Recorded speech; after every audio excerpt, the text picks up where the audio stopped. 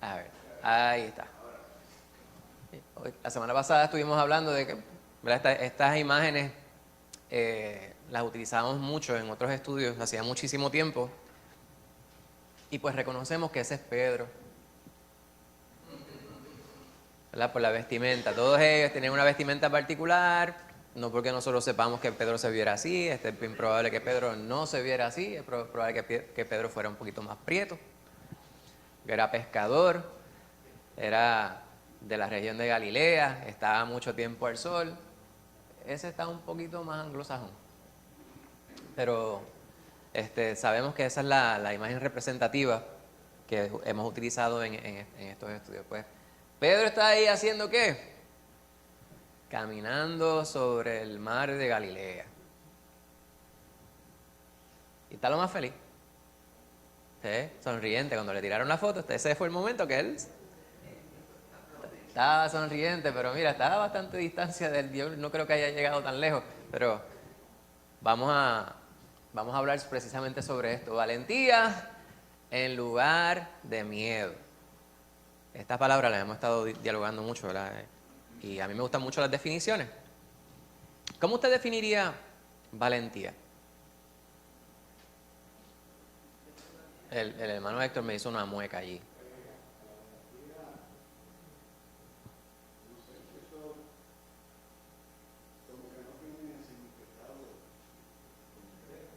¿Usted me quiere dar un ejemplo?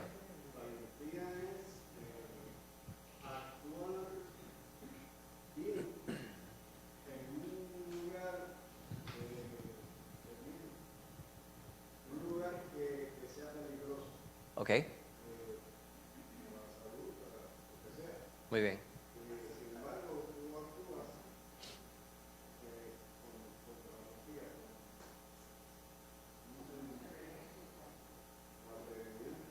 Muy bien.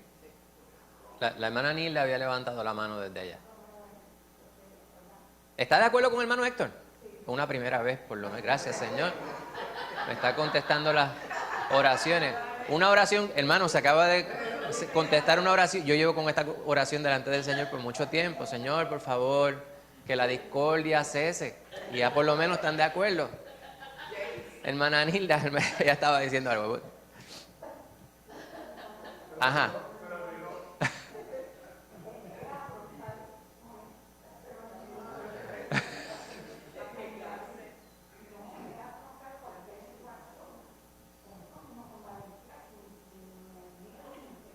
Muy bien. Amén, amén. La hermana Lucy, después David. Yo estoy de acuerdo con el hermano porque, bueno, yo he pasado tantas, pero yo soy valiente. Amén. Me da miedo porque pues, yo creo que eso es algo del ser humano, que en un momento dado a ti te da un poco de miedo, pero a la misma vez después tú lo vas a ver enfrentar. Porque ahora mismo yo estoy bregando con mi salud, tengo la de Irán, que no está bien, pero tengo esa valentía y hasta le ayudo a él emocionalmente. Amén. Pues gloria a Dios. Entonces ya él no quiere salir, él casi no quiere comer, se está mantenido con el sugar, por el estómago. El año nuevo yo lo pasé en el hospital con él. Al otro día, el primero también. Estuvimos como 3 días en el hospital. Pero fui valiente, me quedé allí con él, lo ayudé lo más que yo puedo. Pero si lo ves, pues él no tiene nada, no le pasa nada. Hasta que no le echa algo al estómago. Okay. Porque hasta el agua ya le da dolor. Pero uno tiene que enfrentar el miedo y a la misma vez tener esa valentía. Pero mucha gente lo sabe. Mucha gente que le da miedo y llega hasta el suicidio. Sí, sí. Porque lo enfrentaron así a veces. Pero cuando tú tienes a Dios en tu corazón, en tu vida, ese miedo te convierte a la valentía. Amén. A luchar. Muchas gracias por la ilustración. David quería dar una definición de valentía. Dos cositas. En el Antiguo Testamento se le llama valiente a los guerreros. Decía los valientes de David, por ejemplo, que eran los que estaban en la guerra. Y yo creo que hay una diferencia entre ser valiente y ser temerario. Porque las personas que son temerarias supuestamente el miedo no les afecta, pero pueden hacer cosas que le hacen daño a ellos mismos simplemente por hacerlas. Sin embargo, los que son valientes, aunque le vaya a hacer daño hacer algo, si saben que hay una causa o un fin correcto, como en el caso de Dios, te va a hacer las cosas para Dios, te va a hacer quizás verte ridículo en público. Por ejemplo, predicar a la gente, ay, qué ridículo es ese, qué aleluya, mira aquel, qué fanático. Pero tú eres valiente porque lo estás haciendo porque Dios te mandó y porque Dios sabe todas las cosas. Gloria a Dios. David hace referencia al Antiguo Testamento. Uno de los pasajes favoritos míos se encuentra en Josué, en el capítulo número 1 de Josué. En el versículo número 7 dice, solamente esfuérzate y sé muy valiente para cuidar de hacer conforme a toda la ley que mi siervo Moisés te mandó, hablándole a Josué. No te apartes de ella ni a diestra ni a siniestra, para que seas prosperado en todas las cosas en que emprendas. Nunca se apartará de tu boca este libro de la ley, sino que de día y de noche meditarás en él, para que guardes y hagas conforme a todo lo que en él está escrito, porque entonces harás prosperar tu camino y todo te saldrá bien. Mira que te mando que te esfuerces y seas valiente.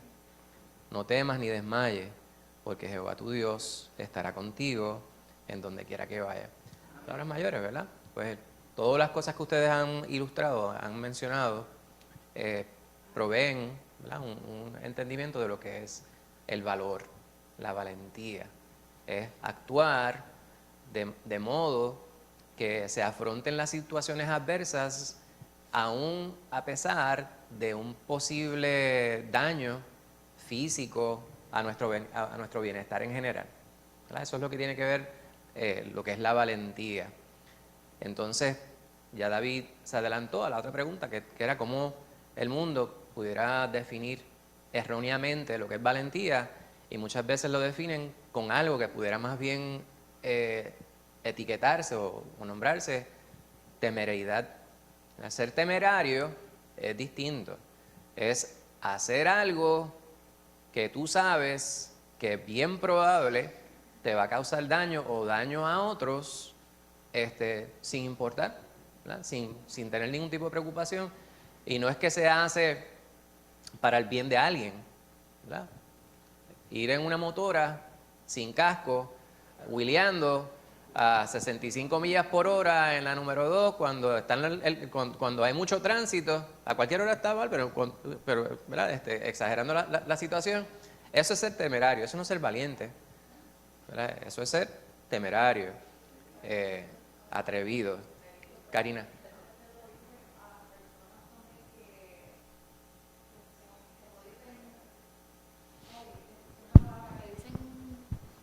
Dicen cosas en público que no deberían decir, como que... Ay, yo tenía una palabra para eso, pero se me fue. Pero que imprudencia, sí. A la imprudencia. Los puertorriqueños a veces dicen, váyame, ser valiente. Exacto, pero es una nota sarcástica, me parece. Sí. Qué valiente para decir eso. Pero a veces sí, simplemente es la ignorancia que los lleva a pensar que eso es valentía, cuando realmente no es otra cosa que imprudencia. Lorimar.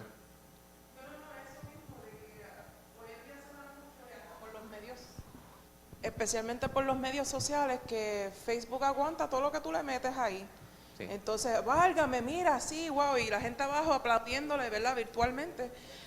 Wow, sí, qué valiente eres, dijiste lo que te tenía que decirse. Y no, para hacer algo valiente, uno no tiene que faltarle respeto a otra persona. Correcto. La valentía, ¿verdad?, cuando estaba el hermanito Héctor hablando, es el hacer. Es tener el miedo. No es que yo soy valiente, yo no tengo miedo. Tener miedo, pero actuar de acuerdo a el miedo. Uno piensa, los policías, mira, hay una situación allá, hay que ir. No quiere decir que, yo soy policía, tengo el uniforme, yo pues, chévere. Deben estar muertos de miedo. Igual los bomberos saben, mira, hay un fuego, pues, pero tengo que hacer lo que tengo que hacer, que Exacto. Es ir a solucionar la situación. Correcto. No me quiero adelantar, ¿verdad?, al estudio, pero es eso de lo que se va a estar hablando. ¿Te puedes adelantar? ¿Ah? ¿Te puedes adelantar porque todo el mundo lo estudió? Sí. ¿Qué es lo que ibas a decir? Pero es que es, ¿verdad?, dejándonos llevar por la estampa de Pedro caminando, él sabía lo que tenía que hacer, él sabía que tenía que seguir al Señor. Pero el pero grande fue que se dejó llevar por lo que estaba alrededor. Sí, quiero seguir al Señor, y eso nos pasa a nosotros a diario. Hasta, bueno, tan es así como esta mañana. Nosotros nos levantamos como que medio, y Josué decía, yo creo que nos quedamos. Y yo, no, Josué, pues vamos, qué tal cosa. Nosotros enfocándonos en venir a la iglesia, en serle fiel al Señor con eso, pero entonces, si nos hubiésemos puesto a mirar que si Daniel tosió o Benjamín estornudo o tal cosa, no que estemos enfermos, ¿verdad? Por lo menos lo mío no se pega. Pero a lo que voy con esto es que pudimos habernos dejado llevar por las circunstancias en vez de enfocarnos más en las circunstancias más que en el Señor. Seguro. Y gracias al Señor, pues obviamente estamos aquí, pero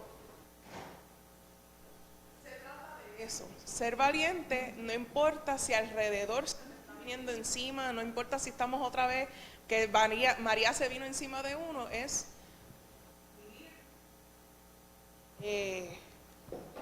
Confiado. pues vivir confiado, sí, vivir con el miedo, sabiendo que el Señor nos va a dar también la valentía para serle fiel. Amén, amén. Hermano Héctor, usted iba a decir algo. Sí, hay otra palabra que podemos usar en estos casos. Por ejemplo, el individuo que va por la número 2 en motor hacia el carro, haciendo los wheelies. ¿Usted lo conoce? Perdón. ¿Usted lo? Ese no es valiente ni es nada, ese es un bruto. Y es una palabra que faltaba en este. Sí, sí. Hay gente bruta. No, es que él tiene autoridad para decir eso, hermano. También. Muchas gracias, hermano. Dios les bendiga. Se perdieron ahorita, la hermana Nilda estuvo de acuerdo con el hermano Héctor en algo. Hemos estado orando por eso por mucho tiempo. Se lo perdieron. Pues vamos a estar hablando sobre eso, mis hermanos. Y mucho más. Estamos en la quinta sesión. La semana que viene estaremos concluyendo este tema, poniendo el miedo en su lugar. La semana que viene estaremos considerando gozo en lugar de miedo. Y vamos a ir al Antiguo Testamento y vamos a ver un pasaje en Sofonía. ¿Verdad? Pero hoy nos compete esto que estamos considerando ahora. Y es importante seguir a Jesús. No importa cuál sea la circunstancia, ¿verdad? Lo que más la ilustración que estaba dando, pues eso es precisamente lo que tenemos nosotros que asegurarnos de hacer. Mirar en la dirección correcta. Obviamente, ¿verdad? Para usted poder negociar las situaciones de la vida, tiene que estar consciente de cuáles son las situaciones. Usted no va a dejar de mirar las circunstancias, ¿verdad? Porque eso también sería ser temerario. Usted dice, yo confío en que Dios me cuida, y cruza la número 2 cuando la luz está en su contra. Dicen, no, eso también es ser negligente, ser necio, ¿verdad? Lo que dijo el hermano Héctor también eso es. Pues es necesario mirar en la dirección correcta, pero sí reconocer que nuestra humanidad va a hacer que nosotros tengamos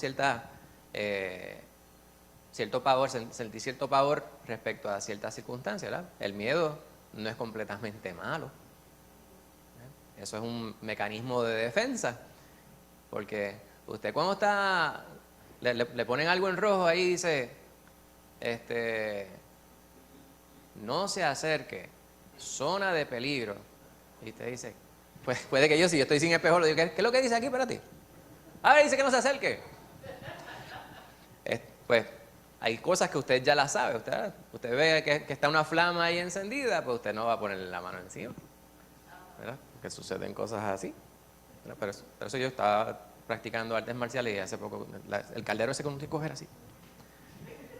Todavía no lo domino completamente. Pues hay muchas situaciones que vamos a estar nosotros enfrentando y a veces se nos dan a diario, pero hay unas más fuertes que otras.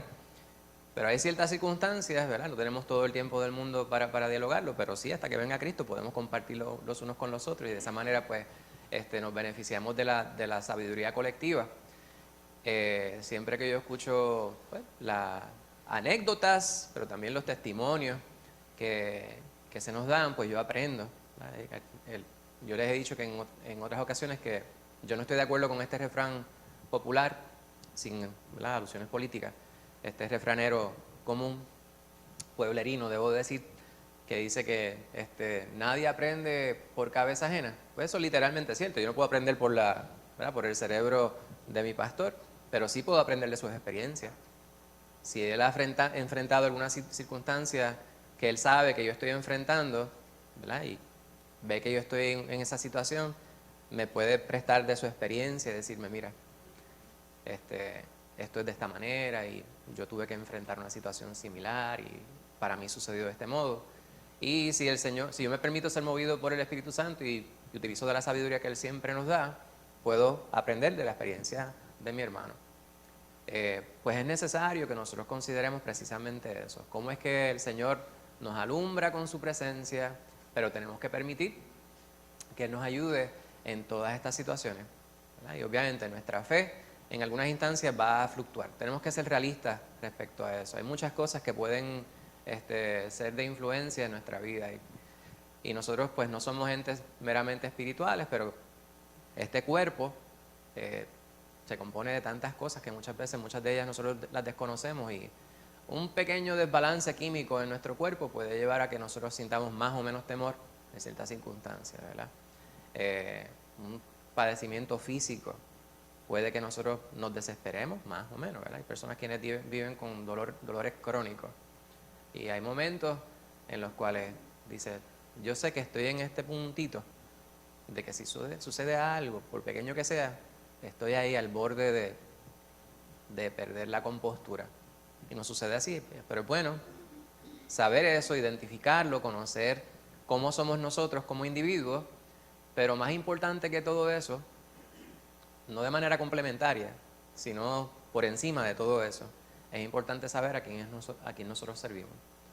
Entonces remontarnos también a distintas experiencias que hemos tenido en las cuales el Señor se ha manifestado con poder. Y esto todo para darle la gloria a Él, ¿verdad? Hablaba yo con mi hermano Juan ayer y le decía, ¿verdad? La palabra nos dice que todo obra para bien. El detalle es que nosotros conocemos la palabra, el asunto es que cuando nos toca a nosotros aplicarlo, sepamos nosotros hacerlo y realmente lo creamos, ¿verdad? Y como dicen en inglés, dancing is that you demonstrate the mambo. ¿Cómo se dice en español? Pues no sé, porque yo me lo aprendí en inglés. Pues vamos a ir directamente al pasaje en Mateo 14, los versículos 22 al 26 primero. Le vamos a pedir a mi hermano, a Lorimar, que lo lea, por favor. Mateo 14, 22 al 26 dice, enseguida Jesús hizo a sus discípulos entrar en la barca e ir delante de él a la otra ribera, entre tanto que él despedía a la multitud. Despedida la multitud, subió al monte a orar aparte, y cuando llegó la noche, estaba allí solo. Y ya la barca estaba en medio del mar, azotada por las olas, porque el viento era contrario. Mas a la cuarta vigilia de la noche, Jesús vino a ellos andando sobre el mar. Y los discípulos, viéndole andar sobre el mar, se tribularon diciendo, ¡un fantasma! Y dieron voces de miedo. Mas enseguida... Hasta el 26. Es que Lorimar se emociona y ella va a seguir leyendo. Ahorita te podemos llamar de nuevo para que leas la otra porción. Gracias, Lorimar. Pues esta porción que está aquí vemos nosotros que comienza con la expresión, ¿cuál? Enseguida. ¿Qué pasó antes? Capítulo 14 pues nos habla sobre unos sucesos sobresalientes que ocurrieron durante el ministerio de nuestro Señor. Primeramente, en ese capítulo se habla sobre la muerte del primo de nuestro Señor Jesucristo, y el que habíamos hablado, ¿verdad? Que era el fundador de la iglesia bautista. Se llamaban Juan el Bautista. No era por eso que le llamaban así, ¿verdad? Que él bautizaba. Pero el bautismo de Juan era diferente al bautismo de Jesús. ¿Qué era el que decía Juan cuando bautizaba?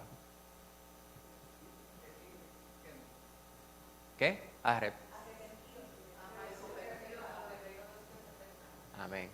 Pero esa segunda expresión, ¿verdad? Y convertidos. Importante. No era que se convirtieran al cristianismo.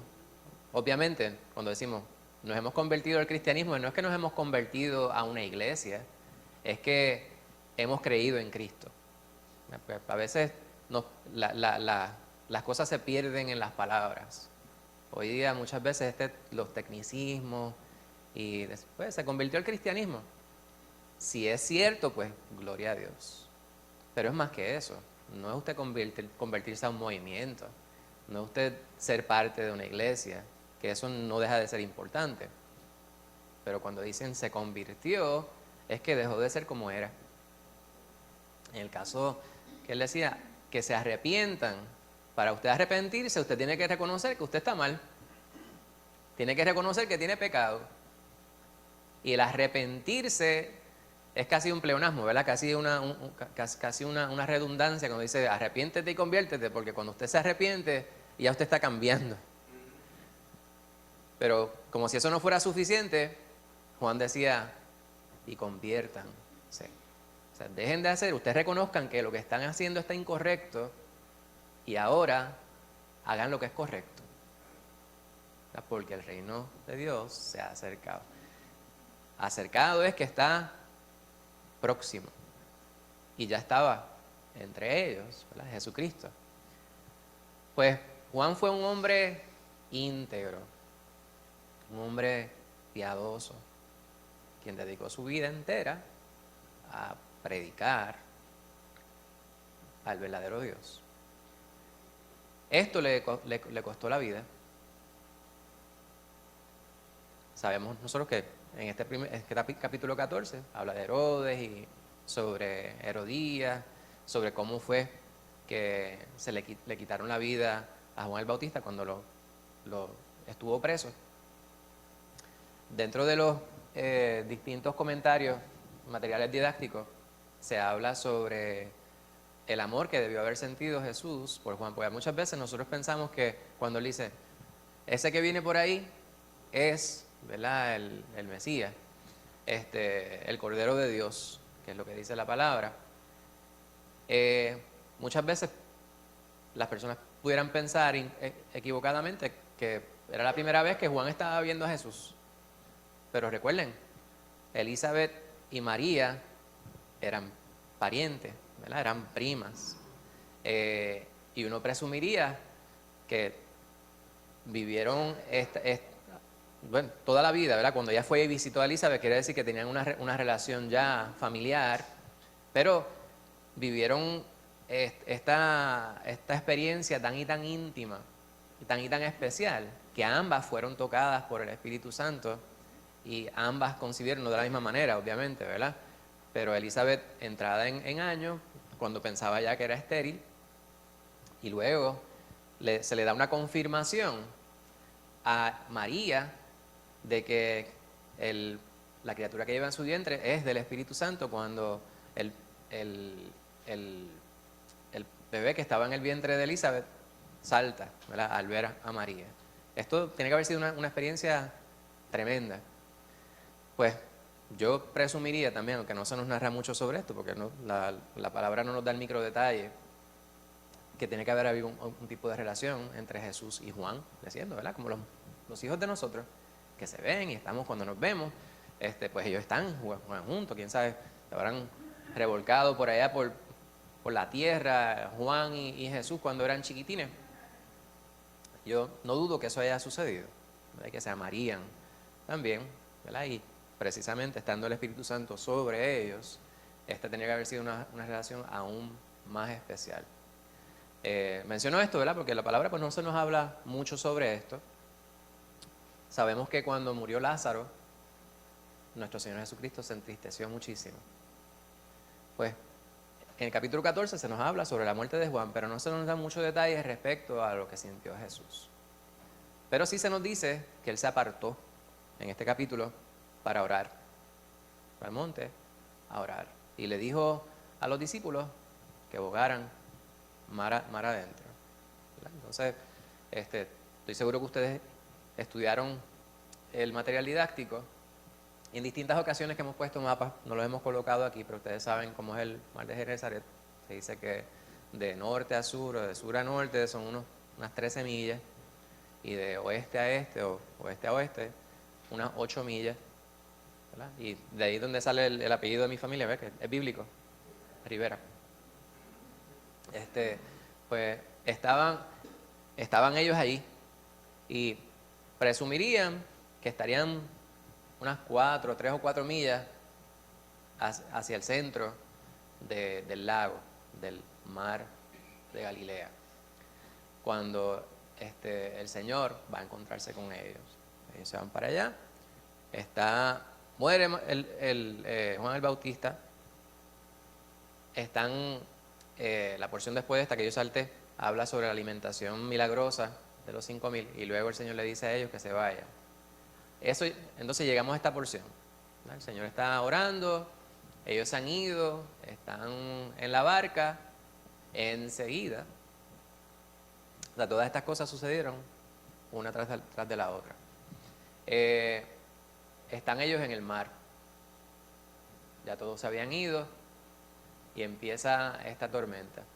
El mar de Galilea está, no sé si sea 200, 300 pies bajo el nivel del mar Mediterráneo y alrededor hay distintas montañas, algunas de ellas, las más altas, pudieran tener unas elevaciones de hasta 1000 pies.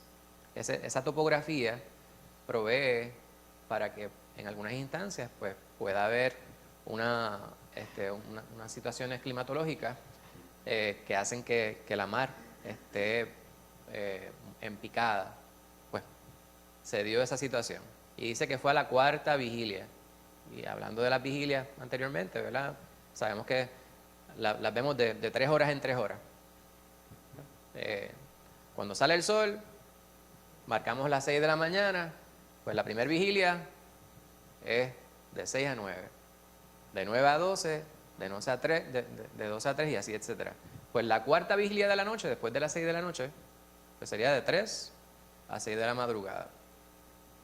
Está muy oscuro, presumiría uno todavía, no sabemos exactamente a qué hora, porque no se nos dice, eran las 5:15 de la madrugada, cuando el Señor dice que era la 4ª vigilia de la noche, cuando estaba el mar embravecido.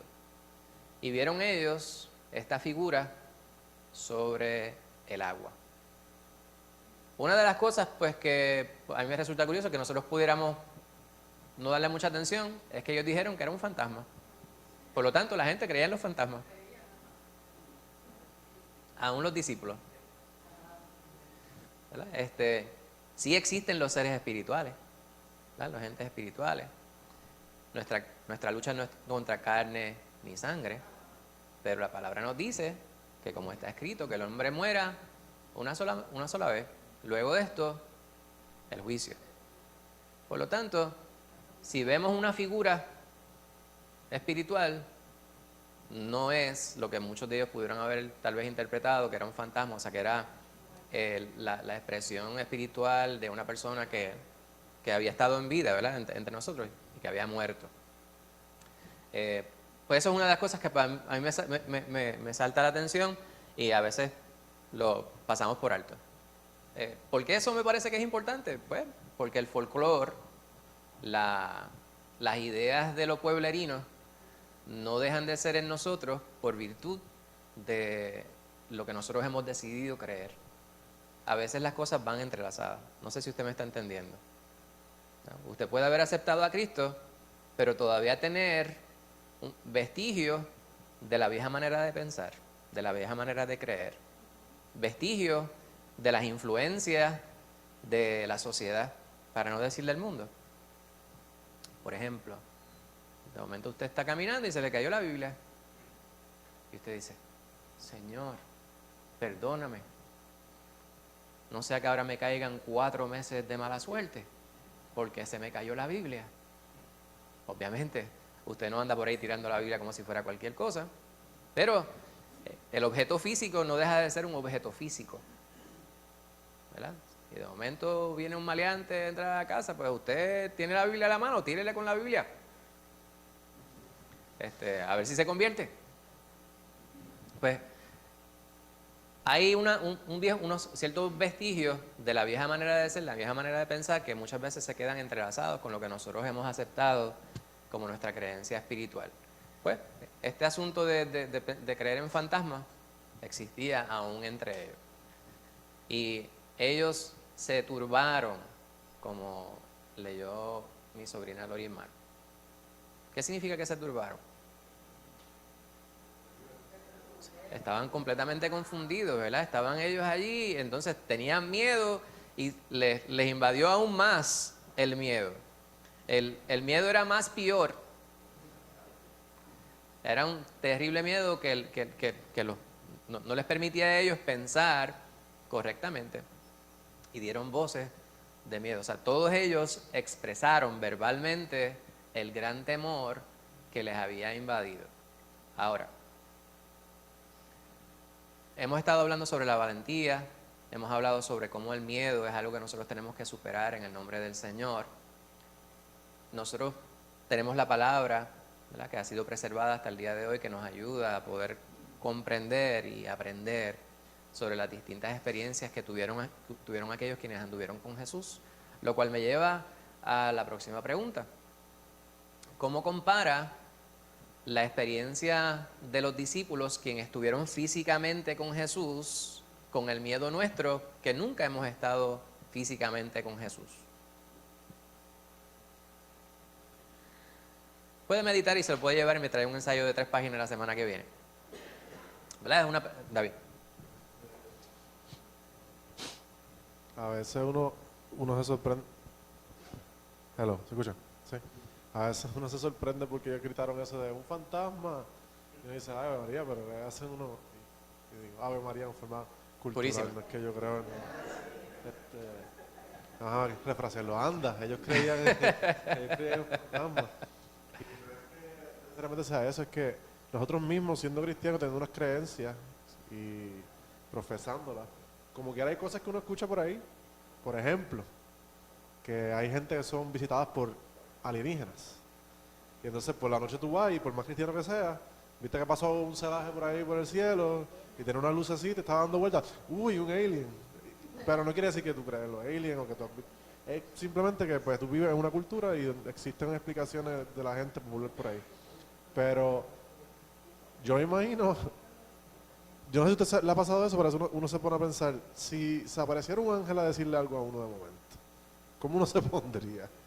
Porque uno lo ve tan natural en la Biblia, algunas personas se sobresaltan, pero de verdad, a veces uno sabe que uno crea las cosas porque uno tiene una convicción, pero no es hasta que pasa el momento en el que tú tienes que ponerlo por prueba y evidenciarlo, que realmente te tiemblan las piernas. Exacto. Muchas gracias, David. Pues, subrayando precisamente esto, en nuestra naturaleza es poder presentar una explicación para las cosas para las cuales no tenemos explicación aún, ¿verdad? Aquello que es nuevo para nosotros requiere algún tipo de explicación. Hay personas quienes no simplemente pueden aceptar las cosas porque son.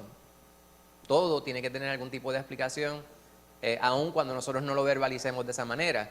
Esto fue una experiencia completamente nueva para ellos, ¿verdad? Porque de entre los discípulos, ¿verdad?, Juan, Pedro, Andrés, Jacobo, todos ellos fueron visitados por el Señor o llamados por el Señor cuando ellos se encontraban pescando.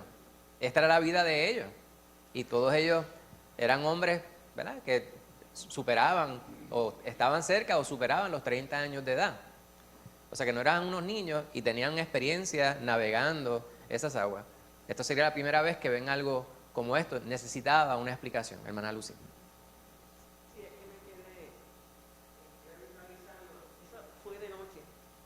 Sí, de madrugada, era entre las 3 y las 6 de la mañana. No sé si hay una nota al cárcel que dice las 4:45, no. Era la cuarta vigilia de la noche, ¿verdad? De 3 a 6 de la mañana, es bien probable que fuera. Pues, esa es la circunstancia.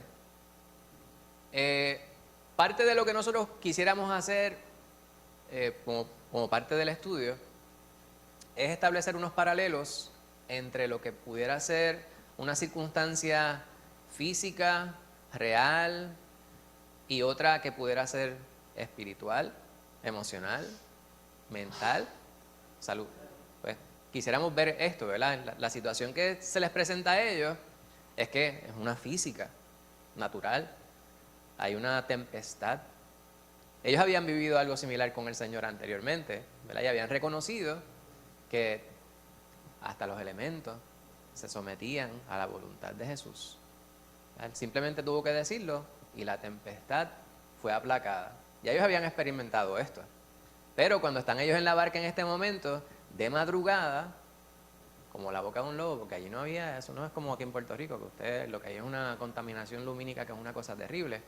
Entonces usted se acuesta en la cama, usted dice, voy a apagar todas las luces de la casa, y usted dice, si usted no tiene esas cortinas que son bien, bien oscuras, no hay forma. Pues allí no había esta contaminación. Pues ellos están en el medio, está la tempestad, la barca muy en nosotros. No hay luces a menos que ellos tuvieran un flashlight ahí, ¿verdad? Con las luces de los celulares en la barquita. No, es que no había celulares tampoco. Pues estaban ellos ahí, les invade el miedo. Esa es la circunstancia que viven ellos. La circunstancia para nosotros, puede que usted haya pasado por diversas pruebas, pero de momento se le presenta algo nuevo, algo que usted no conoce, algo que le hace temblar las piernas, algo que usted dice, ¿y ahora cómo yo voy a enfrentar esta situación? Pues eso fue lo que estaban viviendo los discípulos. No tiene que ser necesariamente distinto de nosotros. Ahora, en aquel momento que estaban ellos en la tempestad, que el Señor hizo que se aplacara la tempestad, Él estaba con ellos. Pasa que Él estaba durmiendo. Lo desperté. Maestro, ¿no ves que anegamos? ¿Y tú estás ahí dormido? Y les dijo, hombres de poca fe. Y calmó la tempestad. Entonces ellos reconocieron, una vez más, delante de quien se encontraban. Pero en esta circunstancia, Él no estaba allí físicamente con ellos. Como ustedes y yo no estamos físicamente, no sé si es el término, ¿verdad? Físicamente, porque el Señor sí está aquí físicamente. Nosotros no le vemos, pero nosotros sabemos que Él está con nosotros. Y los ejemplos sobran, ¿verdad? De cómo podemos nosotros saber que Jesucristo está con nosotros, el Espíritu Santo mora en nosotros. No son meras palabras. Y si para usted son meras palabras, pues yo le exhorto a que usted indague sobre su fe. No estoy queriendo crear duda en usted, pero a veces nosotros pudiéramos cometer el error de decir las cosas, como decimos en Puerto Rico, de la boca para afuera. Como un te amo no es algo que se debe decir a menos que usted realmente lo sienta, usted lo crea. Pues el decir que el Espíritu Santo mora en usted no es suficiente para que eso sea así. Es necesario que usted realmente lo sepa. Por lo tanto, si esto usted no lo entiende, pues mira, aquí está el pastor, aquí estoy yo, aquí hay diversos hermanos quienes tienen mucha experiencia como para poder aconsejarle. Pues es necesario que nosotros comprendamos esto. El Señor está con nosotros físicamente. Allí, Él no estaba físicamente con ellos. Por lo tanto, la experiencia era una distinta. Pero todo esto les ayudaría a ellos para enfrentar situaciones distintas y adversas más adelante. Vamos a ir al próximo punto. Los versículos 27 al 30. Lorimar, ¿tú podrías leer esa porción? Que ya se quedó con el deseo de leer esa porción. Quiero que la lea. Versículos 27 al 30. 27 al 30 dice, pero enseguida Jesús le habló diciendo, tened ánimo, yo soy, no temáis. Entonces le respondió Pedro y dijo, Señor, si eres tú, manda que yo vaya a ti sobre las aguas. Y él dijo, ven. Y descendió Pedro de la barca, andaba sobre las aguas para ir a Jesús. Pero al ver el fuerte viento, tuvo miedo, y comenzando a hundirse, dio voces diciendo, Señor, sálvame. Amén. Amén. Que mucho podemos decir sobre esto, ¿verdad? Pero realmente no hay mucho, no tenemos que decir mucho. Ahí está todo. Vieron ellos lo que ellos pensaban era un fantasma. Estaban ellos ahí que se derretían del miedo. Era una experiencia completamente nueva para ellos. Y usted dice, pues yo no le tengo miedo a la oscuridad. Está bien. Yo no le tengo miedo a la oscuridad. Yo tengo miedo con las cosas que me puedo tropezar en la oscuridad. Hay momentos que a veces usted está recogiendo en la casa y usted se le olvida de noche que usted dejó unas cuantas cosas en el pasillo colocadas y dice, ¡pra! ¡Ay! Ahora que me acuerdo que yo dejé eso en el medio del pasillo. Debía haber encendido la luz. Pues yo le tengo temor a las cosas que me puedo encontrar en la oscuridad. Obviamente usted quiere poder identificar las cosas. Yo no veo bien en la claridad y imagínese en la oscuridad. Pues ese es un problema. Pues se dan ellos con la situación y el Señor de inmediato. Fíjense que comenzamos la porción anterior, Lorimar leyendo que decía enseguida. Y en esta porción, enseguida. Enseguida después de la alimentación de los 5,000, sucede lo que estamos nosotros narrando. Y cuando ellos ven la situación que se pone difícil, lo que ellos piensan pudiera ser un fantasma, de inmediato. Eso es lo que significa enseguida. El Señor no esperó, no tardó, los reconfortó, los animó y les dijo, tengan ánimo, no tengan miedo. Pero lo más importante dentro de todo eso es que les dijo quién era. Yo soy. Y mucho se dice sobre esta expresión, ¿verdad?, que es alusiva al nombre que Jehová le diera a las patriarcas para que presentaran al pueblo. ¿Quién te envió? ¿Quién me envió? Diles que yo soy, te envío. El que es, yo soy el que soy, ese es Jehová. Pues Jesús es Dios. Y cuando Jesús está con nosotros y nosotros le hemos conocido, no debe haber duda en nuestro corazón de que realmente es Él. Y eso es algo que nosotros tenemos que recordar constante y continuamente. Hace poco, en medio de todas las situaciones que han acontecido, yo he estado, ¿verdad?, preocupado, triste, ansioso y en mucha oración. Y un día iba en el carro y yo decía, hay unas cosas que es necesario que nosotros, dentro de las situaciones que uno pasa que son adversas, pues es un buen momento para uno crecer, ¿verdad? Yo no mucho en estatura, ¿verdad?, pero uno va creciendo en experiencia, uno va madurando, el Señor continúa transformando nuestra vida. Pues yo he estado en mucho de eso en estos días. Y una de las cosas que yo decía, es bien importante que nosotros recordemos, y por eso es que la oración es tan importante, porque aunque sí es para el Señor, Él conoce todo, es más para nosotros. Cuando nosotros articulamos y le decimos al Señor lo que nosotros estamos pensando, lo que nosotros estamos sintiendo, lo que nosotros estamos viviendo, eso nos ayuda a intimar más, ¿verdad? Y nosotros poder procesar las cosas que estamos viviendo. Pues una de las cosas que tenemos que nosotros recordar de continuo es que Jesús es Dios, de que Jesús está con nosotros, el Espíritu Santo mora en nosotros. Así que tiempo de oración siempre es tiempo bien invertido. Pablo aconseja a que oremos sin cesar, continuamente.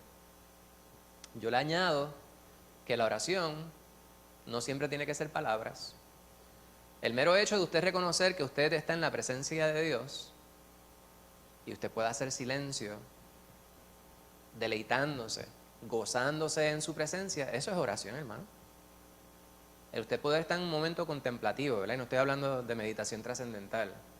Estoy hablando de un momento de usted realmente estar consciente, nuestra fe racional, consciente de que Dios está en nosotros. Y eso era algo que recordaba en estos días, yo decía, es necesario. ¿Cuán necesario es, Señor, yo saber que no depende de mí? Yo puedo hacer mi parte, ¿verdad? La parte de que tú me permitas un poquito de iluminación para yo poder realizar, pero el poder confiar en el Señor y el poder decir nosotros que se haga la voluntad de Dios y realmente creerlo y aceptarlo, es más allá de las meras palabras. Pues Jesús está ahí en todo momento, en medio de la dificultad, diciéndote, yo soy. O sea, no tengas temor. Anímate, despabilate. Está tranquilo. Porque las circunstancias cuando se dan pudieran ser definidas como negativas desde la perspectiva humana por muchos, incluyendo aquellos quienes tenemos fe. No obstante, la palabra nos dice que todo obra para bien para los que aman a Dios. Esto es para aquellos quienes son llamados conforme a su propósito. Pues, si usted sabe que usted aceptó a Cristo Jesús, Pablo está hablándole a usted allá en Romanos 8. Se trata de usted, de que todo obra para bien para usted, porque usted ama a Dios. Pero eso no puede ser de la boca para afuera. Tiene que ser de a verdura, como decimos en el campo. Tiene que ser cierto. Y por eso es que en medio de la dificultad podemos nosotros bromear. La gente dice, mira para allá, está pasando por la situación. ¿Quiere decir que no le importa? No, no es que no le importa. Es que hay cosas que son mucho más importantes. Nuestra circunstancia es secundaria a el control de Dios sobre nuestras vidas. Yo puedo frustrarme, yo puedo gritar a todo pulmón, ¿verdad? Como los muchachos, de momento se frustran y no le dieron lo que querían. Pero a veces nosotros somos así también. No se dio mi voluntad, pero no sé, yo llego a la iglesia y delante de los hermanos digo, que se haga la voluntad de Dios. Es bien fácil decirlo, ¿verdad? Pero de momento se hace la voluntad de Dios y la voluntad de Dios resulta haber sido contraria a la voluntad suya y usted dice, Señor, ¿qué pasó? Pues el Señor te dice, ¿perdón? Cuando el Señor ve que nosotros de momento estamos a punto de un tantrum, te dice, ten ánimo. O sea, no te amilanes, pero el ánimo es el correcto, ¿verdad? Porque a veces pensamos que cuando dicen ten ánimo, es que la persona está achongada, pero puede ser todo lo contrario. La frustración a veces nos lleva a actuar de manera incoherente. Pues en ese momento también hay que tener el ánimo correcto, hermana Lucy. Eso es muy cierto. No sé, porque yo a veces, a mí me van ciertas cosas y yo no las digo. Pido oración, ¿verdad? Pero pues yo a veces digo, no, yo misma puedo. Pues yo me caí en la casa hace poco. Después que iba salió del hospital, yo me partí la boca por dentro. La sangre corría por la cocina y estaba bien asustado. Y él me dice, yo no te puedo parar. Yo digo, no me toques. Porque yo caí de boca y yo no sé si yo me he dañado mis rodillas. Entonces, recuerdo como que Dios me lo puso en la mente que el enfermero que lo está atendiendo en la casa iba ese día. Y yo le digo, dame el teléfono, porque es lo único que puedes hacer, porque tú lo puedes conmigo. Y me da el teléfono, llamo al enfermero y le digo, ¿tú vienes hoy para dónde irán? Me dice, sí, ya mismo. Yo digo, pues que me caí. Me dice que nadie te toque. No, porque no sabemos cómo están tus rodillas. Yo sé cómo yo te voy a parar. Y yo estaba hasta llorando, me dio frustración, porque yo le digo a Dios, Dios mío, pero ¿por qué me pasan tantas cosas? Y él llegó, hizo rapidito preparo. Y me dijo los movimientos que tenía que hacer con las rodillas. De hecho, todavía tengo un moretón bien grande en ella. Pero yo también, en medio de esa frustración, después le di gracias a Dios, porque pues mis rodillas están buenas. Porque yo le digo, ¿tendré alguna partida? Porque eso es prótesis, se puede salir. Y me dice, no, porque no pudieras caminar. Y yo le dije, gracias Señor, porque yo puedo caminar. Amén. Amén. Pues, hay que reconocer, ¿verdad? La voluntad de Dios, aceptar la voluntad de Dios, pero no puede ser de la boca para afuera. Tenemos que internalizarlo y eso es mucho más fácil decirlo que hacerlo, pero hay que estar consciente, ¿verdad? Mi exhortación es que pensemos realmente, ¿estamos aceptando la voluntad de Dios? ¿O estamos haciendo la demanda de aparentar que aceptamos la voluntad de Dios? Son dos cosas distintas, esto es bien importante. Y el Señor le dice a ellos, no tengan temor, ¿verdad? No tengan temor. Y el Señor puede decirnos que no tengamos temor. Nuevamente, esto es algo que tenemos que internalizar. ¿Y cómo yo hago eso? ¿Cómo yo hago eso? ¿Verdad? ¿Cómo yo, si tengo temor, cómo yo logro no tener temor? Pues el Señor nos muestra. El primer paso para no tener temor es reconocer que las cosas no dependen de nosotros. Tiene que haber una aceptación. De la misma manera que usted no puede convertirse sin arrepentirse, usted tiene que reconocer que usted no puede hacerlo todo por su cuenta para entonces usted deshacerse del temor. Usted tiene que reconocer que usted no puede hacer todo por su cuenta, pero encima de eso tiene que reconocer también que usted sí tiene a alguien que es todopoderoso. El yo soy. Jesús está con nosotros. La circunstancia puede ser más grande que usted, pero nunca va a ser más grande que Jesús. Y Él siempre está con nosotros. Por eso es que podemos tener ánimo en medio de la adversidad. Pedro, que es el más cabezón de todos ellos, a veces nosotros decimos, es bien fácil nosotros a esta distancia juzgar a Pedro. Ahí va Pedro, al agua. Seguro, ya todos lo sabemos, desde antes de suceder, usted no puede que no haya leído la Biblia nunca, pero si ha escuchado algunas anécdotas sobre Pedro, usted sabe que se va a hundir. Pero había 12 y él fue el único que se lanzó. Así que antes de nosotros juzgar a Pedro, tenemos que preguntarnos, yo me habría quedado en la comodidad de la barca o hubiese salido al agua como Pedro. No conteste, ¿verdad? Porque yo no lo voy a creer.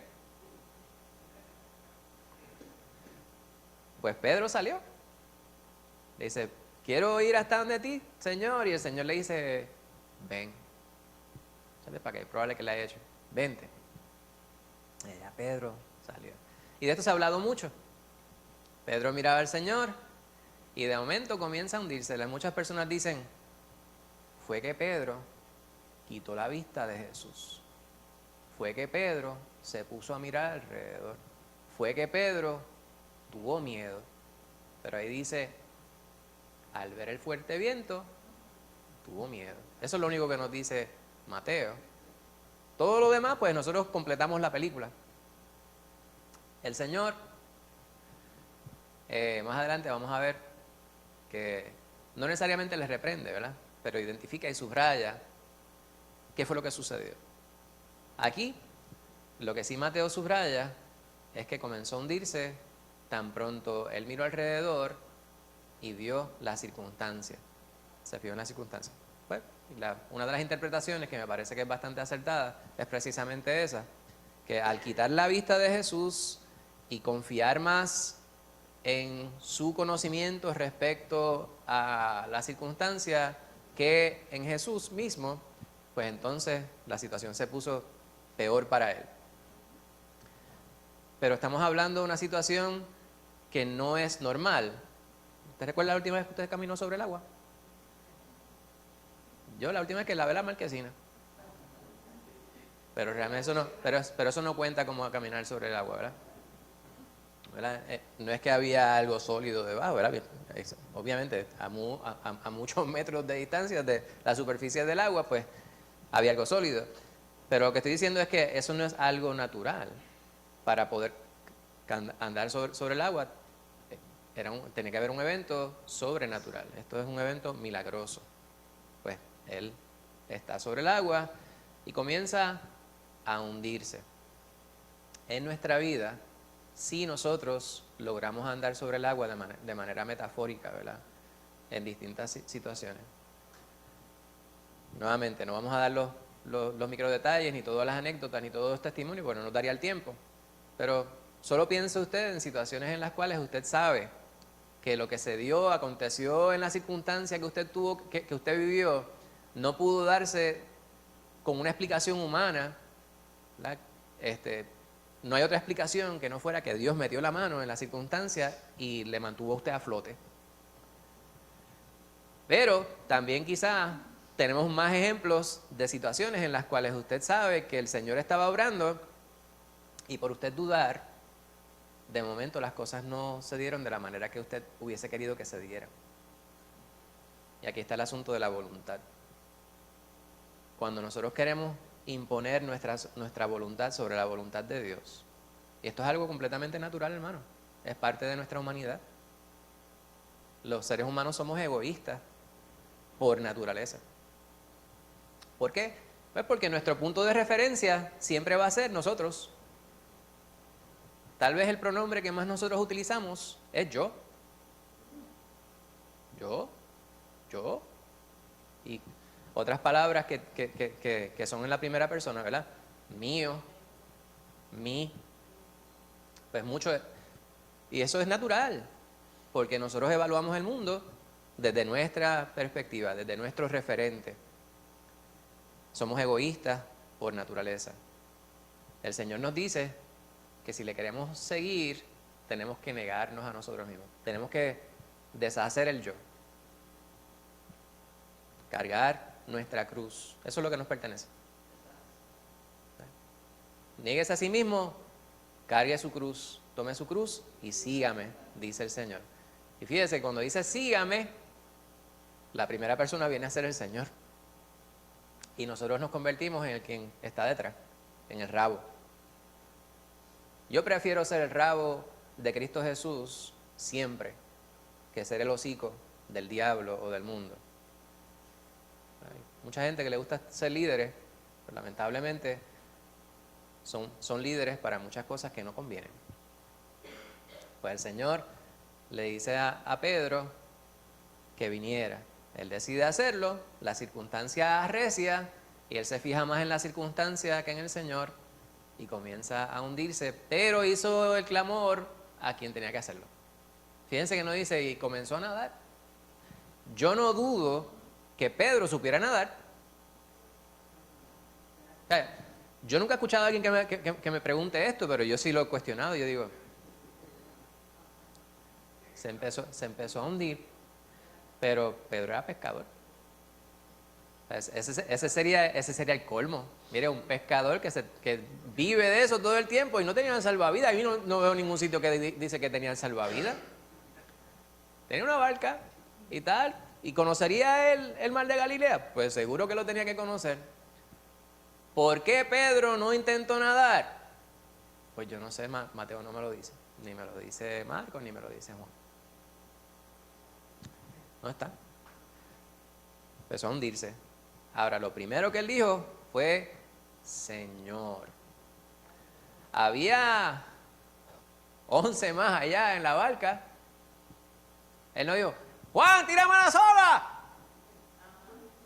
No dijo Juan. Andrés, mira. No. Pero tampoco ninguno de los 11 se tiraron a sacarlo. ¿Verdad? Estamos viendo todo, ¿verdad? Y muchas veces se nos hace bien fácil juzgar a Pedro, como se nos hace fácil juzgar a Tomás porque no creyó. La gente dice, ver para creer. Pero hay que evaluar toda la situación, hermano.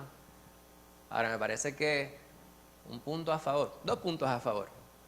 Pedro confió inicialmente en el Señor, al punto de que creyó que el Señor podía hacer que él anduviese sobre el agua, que es algo completamente contrario a la naturaleza.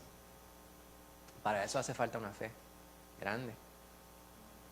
Hay situaciones en nuestra vida que usted dice, no hay forma que esto se dé a menos que sea que Dios lo haga.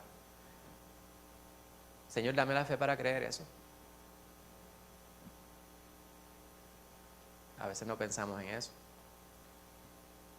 De momento, quitamos la vista del Señor. ¿A quién voy a clamar? Yo amo a mi pastor. Puede que yo lo llame.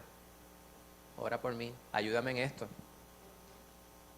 O cualquier otro hermano con quien yo tenga mucha confianza. Y el amor que usted tiene por mí, yo sé que usted intentaría darme la mano, ayudarme o dirigirme en la dirección correcta. Pero por más que yo les ame a ustedes y ustedes me amen a mí, a quien tenemos que acudir primero es aquel quien nos llamó primeramente. Y eso fue lo que hizo Pedro.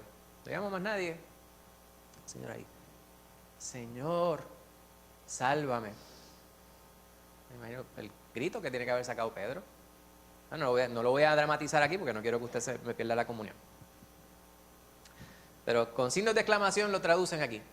O sea que eso salió del alma, como decimos por allí. Señor, sálvame. Le pidió a Jesús. No trató de nadar, o sea, no trató de utilizar sus propias fuerzas para salir de la situación. No llamó a aquellos quienes estaban allí, en quienes ellos presumo que él confiaría, porque estaría con muchos de ellos por muchísimo tiempo. Estaba su familia estaba allí incluso, biológica. Pues él clamó al Señor. Vamos a ir al último punto y con esto terminamos. David.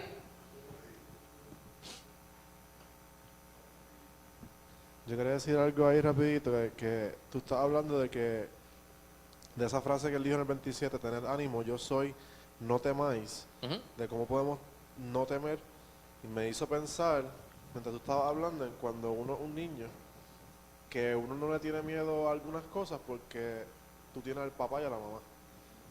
Y casualmente Dios está predicando ahora en Hebreos, y en Hebreos 13, versículo 9, dice: no os dejéis llevar de doctrinas diversas y extrañas, porque buena cosa es afirmar el corazón con la gracia, no con viandas que nunca aprovecharon a los que se han ocupado de ella. Aquí en el contexto está hablando como de la confianza que tiene la gente en las tradiciones rituales de la religión, y que si los alimentos que se ofrecían en el templo, que eso era lo que les daba la salvación, etcétera. Pero él dice aquí, buena cosa es afirmar el corazón con la gracia. Y casualmente la misma palabra que se usa aquí de afirmar es la misma que usa Jesús cuando le dice, Ánimo. tengan ánimo. Es la misma. Jesús lo que nos está diciendo es la clave para tú tener la confianza y no tener temor, es que tú confíes en mí y te fortalezcas en mí. Básicamente la única forma de enfrentar el mundo como lo tenemos hoy en día sin tener miedo y ser un valiente de verdad es sabiendo, y voy a usar un término coloquial, pero que el que te vaquea es Jesucristo. Amén. Esa es la clave. Amén. Amén. Gracias, David. Parece eso es bien importante. La última porción, la voy a leer yo. Versículos 31 al 33. Dice, al momento, enseguida, de inmediato. O sea, no le dijo, te voy a poner en hold un momentito en lo que resuelvo esta otra situación. No está llamando usted a una oficina de gobierno. No le dijo el Señor, cógete este panfleto, llénamelo y de aquí a 3 días te contesto. Al momento, hay instancias en las cuales usted le pide al Señor y no te contesta al momento, pero es que el Señor sabe cuál es el momento. El momento allí era ahí, en ese preciso momento. Y relata Mateo que al instante, al momento, enseguida, Jesús extendió la mano hacia de él y le dijo. Jesús extendió la mano. O sea, el Señor fue en dirección hacia Pedro. Esto me parece que es importante. El Señor pudo haber dicho, extiende tu mano hacia mí. Te dice, ¿pudo haberlo dicho? Sí, pudo haberlo dicho, porque el Señor es soberano. Pero eso no fue lo que pasó. Lo que pasó fue que el Señor se extendió la mano hacia Pedro. O sea, usted está en la situación adversa y usted clama al Señor y usted piensa que usted está yendo en dirección al Señor y el Señor ya está con nosotros en el momento que usted lo necesita. Lo que usted tiene que hacer es reconocerlo. Él extendió la mano hacia Pedro y le dijo, hombre de poca fe. Se lo regañó. No, simplemente le subrayó una verdad. ¿Por qué dudaste? Entonces, acá en Puerto Rico, decía, cógete esa, Pedro. Pero fíjate, yo lo coloco en rojo, ¿verdad? Porque hay muchas Biblias que tienen las palabras del Señor en rojo. A mí me gusta verlas en rojo porque me parece que deben sobresalir. Y Él me lo está diciendo a mí. Está diciendo a Pedro. Ya Pedro está con el Señor. El Señor lo reservó para que Geraldo se dé cuenta que Jesús le está hablando a él. Hombre de poca fe, ¿por qué dudaste?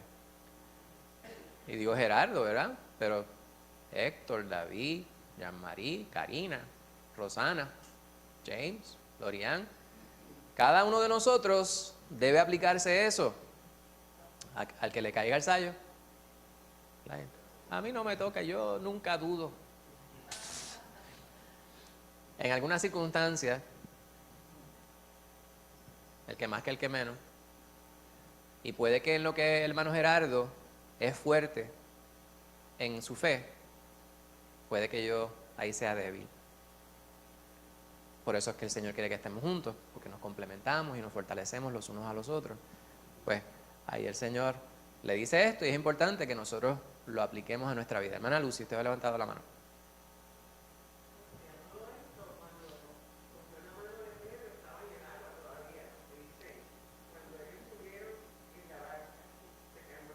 Seguro, seguro. Le está diciendo, le extendió la mano y le dice, hombre de poca fe, ¿por qué dudaste? Subrayando que la razón por la cual se hundía Pedro, por la cual se negaba, o sea, se hundía, era porque había dudado, porque había flaqueado su fe. Bueno, no hemos terminado de leer esta porción, pero me parece que esto es bien importante porque perdemos de perspectiva en muchas instancias cuando leemos la palabra, que la palabra se trata de Jesús, se trata de los discípulos, se trata de una situación que aconteció hace miles de años atrás, pero realmente se trata de hoy. Yo la leo porque sigue vigente, sigue siendo importante, es importante para mi vida hoy, en el 2023.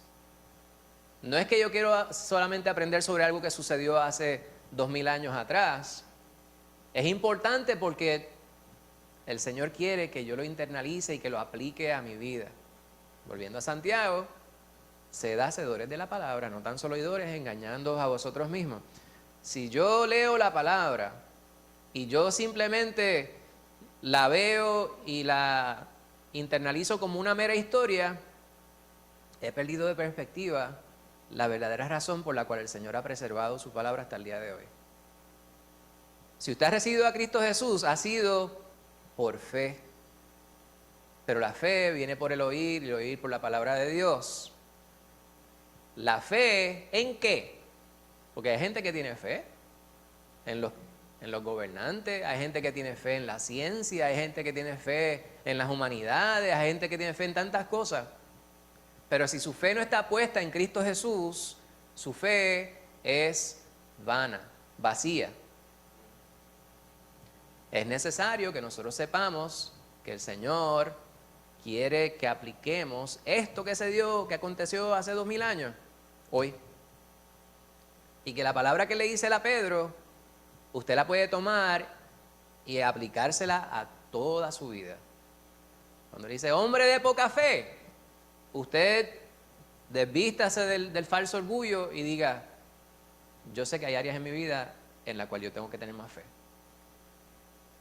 Identifique usted cuál es el área, no tiene que ser la misma que yo, por eso yo no voy a dar ejemplo. Pero si somos sinceros, hay áreas en nuestra vida en la cual carecemos de la fe necesaria para poder llevar a cabo el diario. Así que esta frase sí nos aplica. Hombres de poca fe. El Señor quiere que tengamos mucha fe. Probable que muchos de ustedes tengan más fe que yo, pero hasta que Cristo Jesús venga por nosotros no habremos alcanzado el pináculo de la fe, o sea, la cima de la montaña en lo que respecta a la fe. ¿Podemos tener más fe? Sí, pero la palabra dice que si la fe nuestra fuera como un grano de mostaza, podríamos mover una montaña. Y obviamente esto es una metáfora. La circunstancia que usted vive, que usted encuentra que es adversa, que es una situación difícil, que es una tormenta en medio del mar de Galilea, de su vida, es una que usted puede lidiar cuando usted reconoce que Jesús es el Señor de su vida, que Él es el gran yo soy en su vida, y que teniendo fe en Él, usted va a poder superarlo. Pero el resultado lo va a definir Él. El resultado que glorifica a Dios lo define solamente Dios. Puede que usted tenga una definición de cuál es su zona acomodaticia.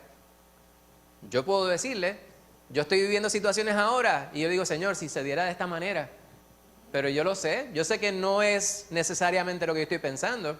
Hablaba yo con mi hermano el otro día y yo le decía, hay cosas que se dan y Dios puede obrar de diversas maneras que pudieran aparentar ser favorables para nosotros, pero nosotros tenemos que aprender a reconocer que muchas de las circunstancias que se dan es por malas decisiones que nosotros mismos hemos tomado. Cuando usted ha hecho lo indecible para que las cosas vayan mal, cuando Dios no obra a tu favor, no le eches la culpa a Dios. Lo que te toca ahora es aceptar su voluntad y darle gracias y glorificarle. Si usted conoce a Dios, pues le dice él a Pedro, hombre de poca fe, ¿por qué dudaste? ¿En qué hemos dudado nosotros del Señor? Pues es una pregunta que tenemos cada uno de nosotros contestarlo, ¿verdad? En oración y pedirle perdón a Dios por eso. David, tú has levantado la mano. Mientras tú estás diciendo eso de lo de poca fe, estoy también viendo el final de esa porción que dice la expresión de ellos después de que se arrodillaron delante de él. Dice, verdaderamente eres hijo de Dios. Y entonces tú estás hablando de eso de poca fe y yo pienso, no sé si a usted le ha pasado, pero uno dice, wow, antes de este evento, de que ellos reconocieran que él era el hijo de Dios, Jesús ya había sanado leprosos, justamente antes de eso había alimentado 5,000 personas y había sanado a personas que estaban enfermas, a los paralíticos. No era la primera vez que Dios mostraba una señal de su poder. Pero aquí pasó esto, estaban asustados, calmó todo y dice, se arrodillaron delante de él, lo adoraron y dicen, verdaderamente eres hijo de Dios. Dice, wow, esta gente está loca. Pero yo me pongo a pensar y a hacer una introspección para adentro. Y digo, ¿cuántas veces no me pasa eso a mí?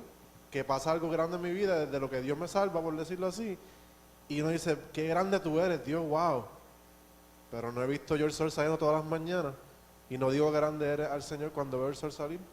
No estoy vivo, no estoy con salud, pero tiene que pasar como que algo grande para que el ser humano, como que salga de la rutina y diga, Dios, tú eres bien grande. No es que ellos no creyeran anteriormente, ni que esto fue como la evidencia máxima para que ellos creyeran que él era hijo de Dios. Es que el ser humano es así. Amén, amén. Pues, gloria a Dios, ¿verdad? Gerardo. Quizás a nosotros también lo hemos dicho. A veces Dios nos ha dado tanto y como dice David, vemos el sol y tanta creación de Dios.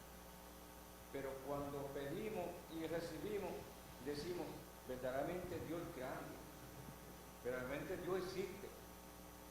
Pero como si vemos tantas cosas, sabemos que Dios existe desde tanto, ¿por qué estamos confirmándolo ahora? Exacto. Quizás es algo de uno, pero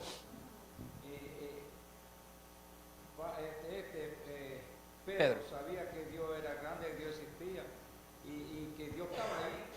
Por eso Dios sácame. O sea, que cuando pedimos, sabemos que Dios está ahí y Dios me dice, tú extiende su mano. Amén. Dice que nosotros no tenemos que hacer nada. Él es el que nos extiende su mano. Amén. Solamente Amén. creer y confiar en Él. Y Él Amén. extiende su mano donde podemos estar en lo profundo, como está esa oveja ahí en ese retrato ahí. La oveja extiende su mano.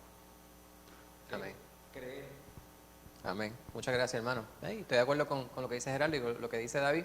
A veces necesitamos una confirmación constante, pero es que eso se da. O sea, lo que están diciendo David y Gerardo.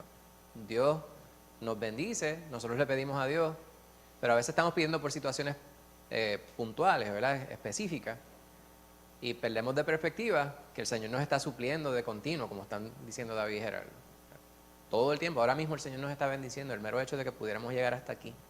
Es que nosotros muchas veces enfocamos en las cosas que no tenemos, las cosas que carecemos. A veces enfocamos en las cosas que no están tan bien. Estamos enfocados en todo lo demás. Pero cuando usted coloca en una balanza todo lo que usted tiene versus lo que no tiene, todo lo que usted tiene supera por mucho. A mis estudiantes en mi trabajo yo les digo, usted tiene que aprender a escribir cartas en afirmativo. Es cierta, si usted quiere causar una buena impresión sobre su interlocutor, una de las cosas que usted quiere hacer es no ser negativo. No sé, esto es algo que hay que desarrollar. Y hay que usted identificar aquellas áreas donde usted dice algo negativo. ¿De qué manera usted lo puede transformar en afirmativo Y esto pues tiene una influencia buena sobre su interlocutor y sobre usted también, ¿verdad? Hay gente que está todo el tiempo quejándose. ¿Qué calor hace? Ay, me duele tal cosa. En sala de emergencia, gracias por su muestras de cariño en el aniversario de Lisa y mío. Yo no les contesté ese día, lo lamento mucho. Lisa sí les contestó de parte de ambos. Muchas gracias por sus buenos deseos. Pasamos el aniversario en el hospital. Estábamos allí, entró una señora, flaquita, así. ¡Ay! ¡Ay! Una señora, y se sienta por ahí en la esquina. Y acá, 5 o 10, no era Úrsula. Era Úrsula. Particularmente por lo que voy a narrar ahora. Cada 10 minutos, gritaba, ¡ay, ay! Se levantaba con un cigarrillo. ¡Ay! ¡Ay! Y salía y fumaba. ¡Ay! Y entraba de nuevo. ¡Ay! Entonces llevaba con una sobrina y qué sé yo qué. Y yo le digo, está bien mal, ¿verdad? Me dice, sí, pero para el cigarrillo no tomaba. Y se levantaba. ¡Ay, ay! Que se había caído, se había dado con el pie con una mesa de noche, qué sé yo, como el chiste que a veces contamos. Al rato está ahí hablando y yo esperé el momento para hacerle el chiste. Yo le digo, señora, yo le dije, ma, yo con confianza, ya cuando estaba un poquito, el ánimo un poquito, ella por aquella boca despotricó, que si el médico me hace tal, si me tiene que tomar aire, voy a spray. Sapos y culebras salieron de aquella boca y entonces yo me arriesgué. Yo le dije, ma, cuando se dio en el pie, ¿qué usted dijo? ¿Gloria a Dios? Sí, algo así más o menos dije. Y yo me arriesgué, yo dije, que sabe con qué me va a salir. Pero no, pues a veces es así. O sea, a veces nosotros reconocemos la grandeza de Dios cuando las cosas van bien. Si nosotros miramos la vida nuestra y nos enfocamos en lo que sí está bien, desde la perspectiva de Dios, nos damos cuenta que todo está bien, hermano. Todo. Este cáncer que yo tengo que me fulmina, que ya lo que me han dado 2 meses de vida, eso está bien. ¿Tienes a Cristo? Sí. Pues todo está bien. Todo está bien. Y es que es necesario no solamente usted decirlo, hermano, es usted comprenderlo, internalizarlo. Y si en este momento usted no cree lo que yo estoy diciendo, usted es necesario que usted lo reconozca.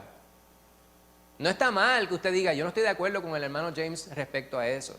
Pero si la palabra nos dice que esa es la forma que debemos pensar nosotros, entonces debemos ver cómo es que permitimos que el Espíritu Santo domine nuestro ser para que sí podamos enfocarnos de la manera que Él quiere. No está mal que usted me diga, hermano James, ¿cómo tú me vas a decir que está todo bien? ¿Quiere decir que yo no puedo vivir frustrado? Sí, usted puede estar frustrado, pero tenemos que reconocer de dónde viene la frustración. El Señor le dijo a Pedro, hombre de poca fe. No es que Pedro le faltara fe para muchos aspectos en su vida. Estoy seguro que Pedro tendría mucho más fe que muchos de nosotros, quizás más que todos nosotros. Pero en ese momento, él careció la fe necesaria para poder lidiar con la circunstancia que estaba viviendo.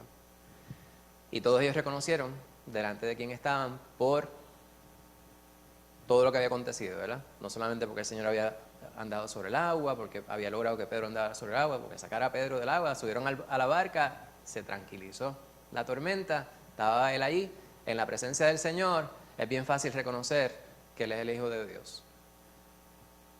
Siempre estamos en la presencia de Jehová, siempre estamos en la presencia de Cristo, siempre estamos en la presencia del Espíritu Santo. Más fácil decirlo que reconocerlo. Pues es importante que seamos valientes todos los días, en medio de todas las circunstancias. Amén. Pregunta, duda. Qué lindo ese paisaje. A mí me gustan mucho los paisajes así de... Esa es una foto que yo tiré al hermano Geraldo, él no se dio cuenta.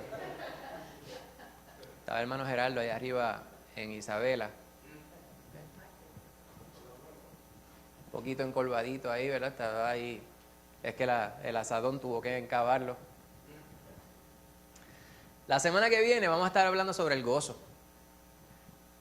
en lugar de miedo. Vamos a estar en Sofonías, capítulo 3, su asignación, versículos del 9 al 20. ¿Habrá alguna pregunta, algún comentario adicional antes de pasar a la oración para dar por término del estudio?